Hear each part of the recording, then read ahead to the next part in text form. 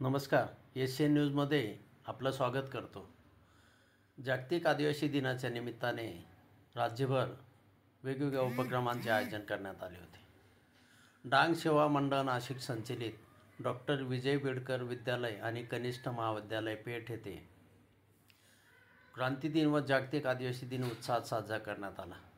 Doctor विजय बिडकर विद्यालय व कनिष्ठ महाविद्यालयामध्ये क्रांती दिन आणि आदिवासी दिनाच्या निमित्ताने पेठ येथील पंचायत समितीचे माजी उपसभापती महेश टोपले, प्राचार्य अशोक नंदन, उपमुख्याध्यापक दिलीप केला, पर्यवेक्षक कैलास देशमुख यांच्या उपस्थितीमध्ये प्रतिमा पूजनासह वेगवेगळ्या उपक्रमांचे आयोजन करण्यात आले होते.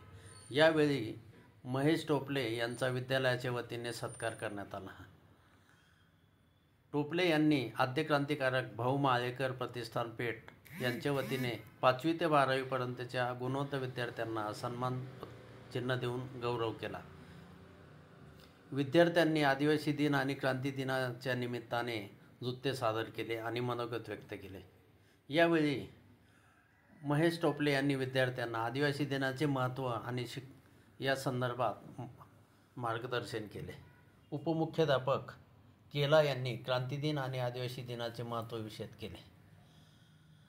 विद्यालयाचे प्राचार्य अशोक नंदन यांनी आपल्या अध्यक्षीय भाषणामध्ये विद्यार्थ्यांना भविष्यातील संधी या विषयावर मार्गदर्शन करत आदिवासी दिनासंदर्भात मनोगत व्यक्त केले.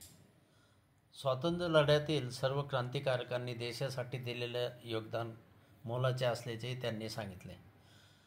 कार्यक्रमाचे सूत्रसंचालन जे.एच. वाघमारे यांनी केले.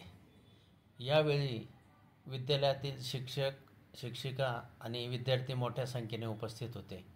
बघूया पेठ येथील डांग सेवा मंडळाच्या डॉक्टर विजय बिडकर विद्यालयातील विद्यार्थ्यांनी सादर केलेल्या सांस्कृतिक कार्यक्रमासंदर्भातली काही क्षणचित्रे.